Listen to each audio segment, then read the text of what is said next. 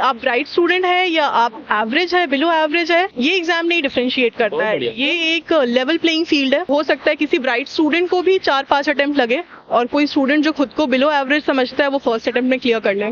Pre के लिए एक माइंडसेट चाहिए। माइंडसेट ये कि आपने इतना पढ़ा है तो भी आपको 25-30 क्वेश्चन से ज्यादा नहीं आएगा, तो वहाँ एग्जामिनेशन हॉल में बैठ के आपको वो आंसर्स तक पहुंचना है। ये माइंडसेट बहुत जरूरी है प्री के लिए। पीवाईक्यू से आपको कुछ ऐसी चीजें होती है जो पहले आपने नहीं पढ़ा होगा। कुछ टॉपिक ऐसे होते हैं कभी कभी रिपीट होता है। 2013 में कोई पीवाईक्यू पे एक टॉपिक आया, उसके बाद उस पर क्वेश्चन नहीं आएगा, बट 2025 पे उससे रिलेटेड कुछ क्वेश्चन आ जाएगा। It is not just for you. जितने कैंडिडेट है, अगर हम कह रहे हैं कि 5-6 लाख बच्चे बैठ रहे हैं, वो सबको ही लग रहा है। थोड़ा खुद पे कॉन्फिडेंस रखिए। आपने 1 साल पढ़ाई की है और आपने अगर सही तरीके से की है, पीवाईक्यू सॉल्व किए हैं, बेसिक आपका स्ट्रांग है, तो सॉल्व होगा आपसे। ऐसा नहीं है कि कोचिंग करने से definitely you will clear the exam, ऐसा नहीं है। कोचिंग को भी आपको उसी तरह से लेना है कि ठीक है आपको गाइडेंस मिल रहा है, बट खुद मेहनत तो करनी पड़ेगी। प्री में क्या होता है, कुछ सब्जेक्ट्स होते हैं, पॉलिटी हो गया, इकोनॉमी हो गया, मॉडर्न हिस्ट्री हो गया, ये स्टैटिक सब्जेक्ट है। तो इसमें अगर सारे बच्चे सही कर रहे हैं आंसर, आप गलत नहीं कर सकते हो। बहुत बढ़िया। तो इन्वायरमेंट, साइंस एंड टेक फिर भी होता है कि करंट अफेयर्स ओरिएंटेड है, शायद ना आए। मॉडर्न हिस्ट्री, पॉलिटी, इकोनॉमी, ये बहुत स्ट्रांग होना चाहिए आपको। अगर आपको मॉक में अच्छे आ रहे हैं तो भी ज्यादा खुश नहीं होना है, क्योंकि अगेन आपको कोचिंग का एंट्रेंस नहीं क्लियर करना है, आपको यूपीएससी करना है। दोस्तों, इस वक्त हमारे साथ है प्रेरणा मैम, जो इस वक्त यूपीएससी भवन से निकल रही है 2024 की इंटरव्यू देखिए। और मैम से मैं बातें करूंगा कि इंटरव्यू कैसा गया, इंटरव्यू के लिए क्या इनकी स्टडी रही, ओवरऑल यूपीएससी की स्टडी क्या रही, ये भी बात करूंगा। मैम, सबसे पहला सवाल ये, इंटरव्यू कैसा गया? इंटरव्यू अच्छा एक्सपीरियंस था। अगेन मुझे मौका मिला है इतने स्टीम पैनल के साथ इंटरैक्ट करने का, तो I am just grateful for it and I am just hoping कि मार्क्स अच्छे आए। अब सिविल सर्वेंट आईएएस बनने की प्रेरणा है वो कहाँ से मिली आपको? क्योंकि मम्मी भी हैं, सिस्टर भी यहाँ पे हैं, तो कोई ना कोई तो होगा, एक सपोर्ट सिस्टम होता है ना फैमिली में जी। तो सिविल सर्विसेज में आने की जो प्रेरणा, फिर से कहूँगा वर्ड, वो कहाँ से मिली आपको, और आपको क्यों लगा कि हमें सिविल सर्विस जाना चाहिए? अगर मैं प्रेरणा की बात करूं मुझे कहाँ से मिली, तो मेरे फादर, उन्होंने मुझे सबसे पहले बताया था कि सिविल सर्विसेज क्या होता है। तो कहीं ना कहीं आई कैन से कि वो सीड जो था सिविल सर्विसेज का, वो पापा की वजह से है। मेरी मम्मी है यहाँ पे, तो through out the journey she has constantly supported me. मेरी फ्रेंड है यहाँ पे, तो फ्रेंड्स, फैमिली, इनका ही सपोर्ट था जहाँ से मुझे वो इंस्पिरेशन मिली कि I can do this. And civil services मेरे लिए वो प्लेटफॉर्म है जहाँ मेरी जो पढ़ाई है मैं उसको यूज कर सकती हूँ। मेरा जो एक सर्विस का तरीका था कि मुझे पब्लिक सर्विस में जाना है, मुझे लोगों के साथ काम करना है, तो मुझे लगता है सिविल सर्विसेज के लिए बहुत अच्छा प्लेटफॉर्म है और इसीलिए मैंने ये चूज किया। आपकी जो एकेडमिक जर्नी रही है, अगर हम 10th की बात करें, 12th की बात करें, ग्रेजुएशन की बात करें, कैसा रहा था? आप एक ब्राइट स्टूडेंट थी, परफॉर्मर थी, या फिर बिलो एवरेज आपकी परफॉर्मेंस कैसी थी? क्योंकि बहुत सारे बच्चे होते हैं ना कि यार मैं एवरेज स्टूडेंट हूँ, क्या मैं यूपीएससी कर सकता हूँ, नहीं कर सकता हूँ। तो ये सवाल एक जेन्युइन हमें लगता है, जो मैं चाहता हूँ कि हर कैंडिडेट से पूछूं। तो आपकी जो एकेडमिक परफॉर्मेंस थी 10th 12th की, वो कैसी रही? मेरे मार्क्स तो अच्छे ही आते थे, तो मुझे 10th में 10 CGPA आया है, 12th में मेरे 93% थे। कॉलेज में मिरांडा हाउस गई थी, तो वहाँ मैं 2nd या 3rd हाईएस्ट थी। उसके बाद मैंने जामिया से मास्टर्स किया। तो अकेडमिकली मेरे नंबर अच्छे थे, बट मुझे भी टाइम लगा, मुझे भी 3 अटेम्प्ट लगे इस एग्जाम को क्लियर करने के लिए। तो उस सेंस में मैं ये बोलूंगी कि दिस एग्जाम डजंट डिफरेंशिएट कि आप एक बहुत ब्राइट स्टूडेंट हो, कि आप ब्राइट स्टूडेंट है या आप एवरेज है, बिलो एवरेज है, ये एग्जाम नहीं डिफरेंशिएट करता है। ये एक लेवल प्लेइंग फील्ड है।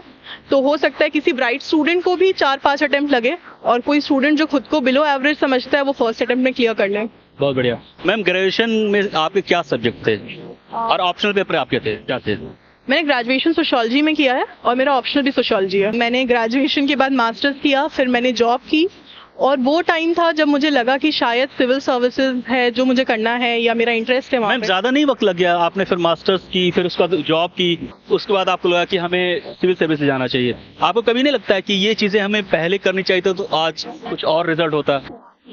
तो ऐसा जब जागा था सवेरा? हाँ, मतलब जब मेरा इंटरेस्ट आया मैं तभी मेहनत करूंगी। तो अगर शायद मैं ग्रेजुएशन के जस्ट बात करती, मेरा इंटरेस्ट नहीं था, तो मैं शायद उस हिसाब से मेहनत नहीं करती। मैम, आपने मास्टर्स किया, उसके बाद आपने जॉब भी की, तो क्या ट्रिगर पॉइंट रहा आपको?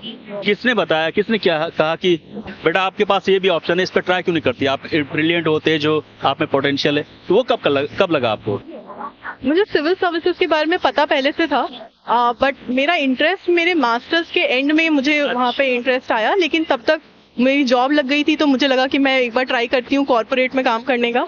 और उसी टाइम मुझे कहीं ना कहीं लगा कि नहीं, मुझे ये करियर नहीं चाहिए, maybe civil services is the career I want. तो वो 1 साल जॉब करने के बाद मैंने वो जॉब छोड़ा और फिर सिविल सर्विसेज की प्रिपरेशन। तो जॉब के दौरान ही प्रिपरेशन शुरू की या फिर जॉब खत्म होने के बाद?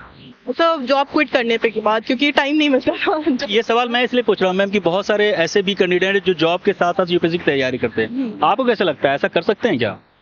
सर ये स्टूडेंट पे भी डिपेंड करता है और नेचर ऑफ जॉब पे भी। तो मेरी जॉब मंडे टू सैटरडे थी, 9 to 8 ऐसा था मेरा, तो उसके बाद मुझे टाइम नहीं मिलता था। बट अगर आपका कुछ ऐसा वर्क फ्रॉम होम है या as an individual you are able to better manage, शायद मैं नहीं मैनेज कर पाई, तो अगर आप मैनेज कर सकते हो तो जरूर आप जॉब के साथ टाइम मैनेजमेंट होना चाहिए। हाँ, टाइम मैनेजमेंट होना चाहिए।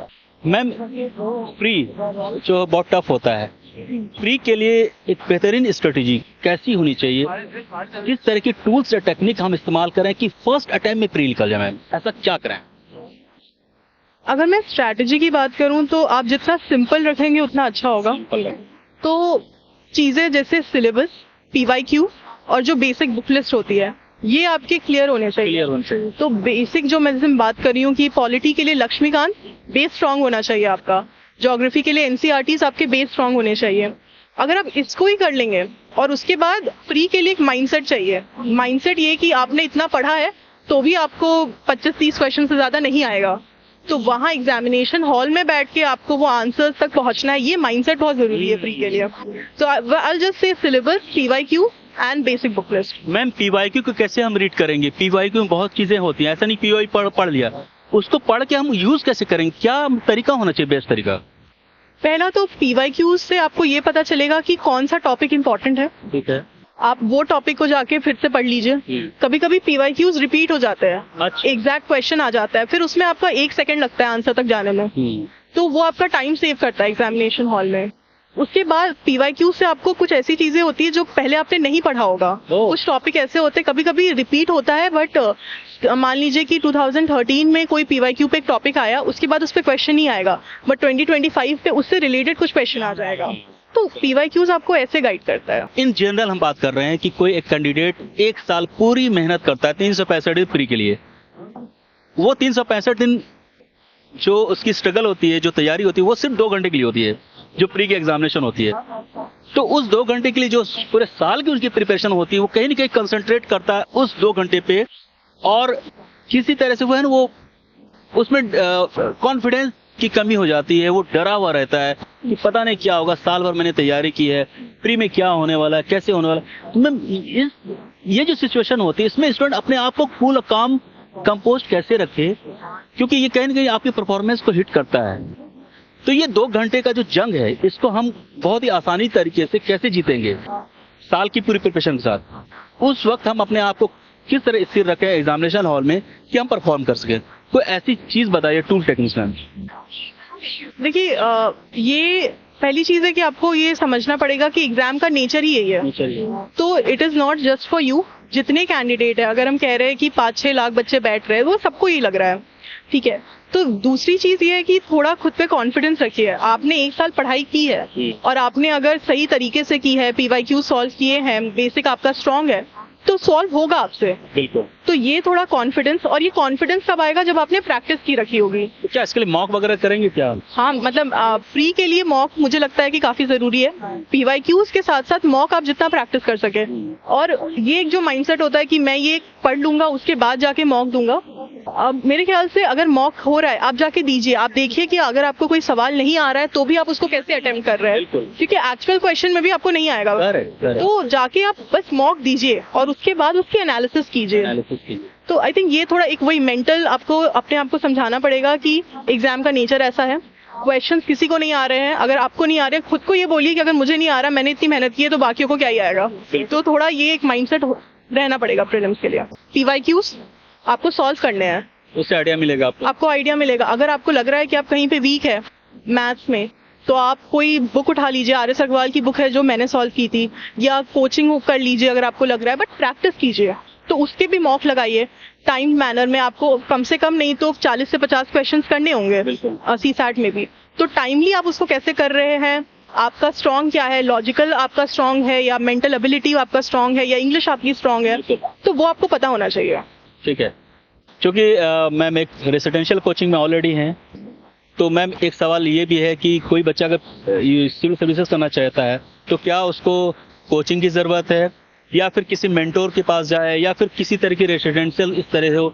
इसमें आप कहाँ मतलब देखते हैं बच्चों को कि वो फिट बैठ सकता है? आइदर वो घर से ही तैयारी करे, सेल्फ स्टडी करे, क्या होना चाहिए बेस्ट तरीका आपके हिसाब से? क्या उसको किस चीज़ को ध्यान में रखते हुए आगे बढ़े अपनी प्रोफेशन को लेके? देखिए, इस एग्जाम के लिए आपके पास राइट गाइडेंस होना जरूरी है। अब कुछ बच्चे होंगे जो शायद ब्यूरोक्रेट फैमिली से है, तो गाइडेंस ऑलरेडी है उनके पास। कुछ है जिनका कोई लेना देना है नहीं, पहली बार शायद वो फर्स्ट जनरेशन ब्यूरोक्रेट बनेंगे। उस केस में, या अगर आपके पास कोई मेंटोर है, बहुत अच्छी बात है। नहीं, अगर आपको लग रहा है कि कोचिंग की जरूरत है तो कोचिंग को भी, बट ऐसा नहीं है कि कोचिंग करने से definitely you will clear the exam, ऐसा नहीं है। कोचिंग को भी आपको उसी तरह से लेना है कि ठीक है आपको गाइडेंस मिल रहा है, बट खुद मेहनत तो करनी पड़ेगी। बिल्कुल बिल्कुल। आपने आरसीए का नाम लिया है, तो RCA is a very good platform जहां आपको गाइडेंस मिलता है। So if you get into such RCAs, वो भी एक गाइडेंस का तरीका हो सकता है। तो भाई हर एक इंडिविजुअल के लिए वेरी करेगा। पहली वही चीज है कि आपके पास टाइम है अभी, तो पीवाईक्यूज को सॉल्व कीजिए जितना हो सकता है। दूसरा, जैसे 2024 का पेपर था, तो आप उसके लिए आपके बेसिक स्ट्रांग होने चाहिए थे। पेपर इजी था लेकिन बेसिक स्ट्रांग होना चाहिए, तो अपने बेसिक को रिवाइज कीजिए। कम से कम 5 to 6 round of revision is important. तो आपको लग रहा है आपने एक बार लक्ष्मीकांत पढ़ी है, उसको बार बार पढ़िए, या अगर आपने स्पेक्ट्रम पढ़ी है मॉडर्न हिस्ट्री के लिए तो बार बार पढ़िए। अब प्री में क्या होता है, कुछ सब्जेक्ट्स होते हैं, पॉलिटी हो गया, इकोनॉमी हो गया, मॉडर्न हिस्ट्री हो गया, ये स्टैटिक सब्जेक्ट है। तो इसमें अगर सारे बच्चे सही कर रहे हैं आंसर, आप गलत नहीं कर सकते हो। बहुत बढ़िया। तो इन्वायरमेंट, साइंस एंड टेक फिर भी होता है कि करंट अफेयर्स ओरिएंटेड है, शायद ना आए, but modern history, polity, economy, ये बहुत स्ट्रांग होना चाहिए आपका। एंड अभी जनवरी है, तो डिपेंड करता है कि आपका स्टेज ऑफ प्रिपरेशन अभी क्या है। अगर आपके पास टाइम है, आप 1 महीना और मेंस का पढ़ सकते हैं। अगर आप कॉन्फिडेंट नहीं है कि प्री मेरा नहीं हुआ है अच्छे से, तो आई वुड से कि आप फरवरी से फिर प्री के लिए प्री स्पेसिफिक फोकस आप शुरू कीजिए, मॉक लगाइए, पीवाईक्यू सॉल्व कीजिए। मैम कितने मैक्सिमम मॉक कितने लगाने चाहिए? देखिए, कोई ऑप्टिमम नंबर नहीं है, बट तो 2 चीजें होती है कि एक तो मॉक के नंबर को दिल से नहीं लगाइए, अगर अच्छे भी आ रहे तो भी और बुरे भी आ रहे तो भी। बिल्कुल मॉक दीजिए, उसका एनालिसिस। ये आपने सही कहा। मतलब आंसर अगर बहुत गलत हो गए तो डिमोटिवेट हो जाते हैं, यार मैं कहाँ पे हूँ, क्या कर रहा हूँ। आपको किसी कोचिंग का एंट्रेंस नहीं क्लियर करना है, आपको यूपीएससी करना है, तो मॉक को मॉक की तरह लीजिए, जाके दीजिए, और मॉक के बाद उसकी जो आंसर्स आते हैं उसको एनालिस कीजिए, और उसमें अगर आपको लग रहा है कि आपने कुछ नया पढ़ लिया, उसको अपने नोट्स में ऐड कर लीजिए। तो इस तरह कह रही हूँ कि नया पढ़ा आपने नोट्स में ऐड कीजिए, ऐड ऑन कीजिए। वाह, बहुत बढ़िया। अगर आपको मॉक में अच्छे आ रहे हैं तो भी ज्यादा खुश नहीं होना है, क्योंकि अगेन आपको कोचिंग का एंट्रेंस नहीं क्लियर करना है, आपको यूपीएससी करना है। बिल्कुल। Thank you very much ma'am, all the best and God bless you for your available time. आपने जो वक्त दिया हमें उस सब के लिए, और मम्मी और सिस्टर सब यहाँ वेट कर रही हैं, और thank you very much ma'am, thank you very much. फिर मिलेंगे आपसे आरसी में।